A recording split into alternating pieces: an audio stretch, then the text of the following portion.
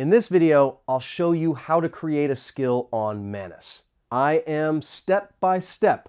First, open your browser and go to the official Manus.IM website. Log into your account using your email and password.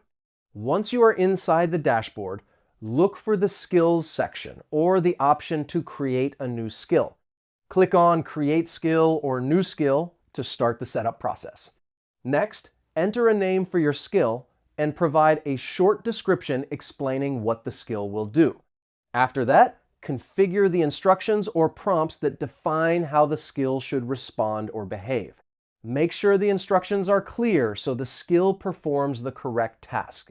Some versions may allow you to customize additional settings, such as permissions, integrations, or response style. Once everything is ready, click Save or Create to finalize the skill. After saving, your new skill should appear in your dashboard and will be ready to use.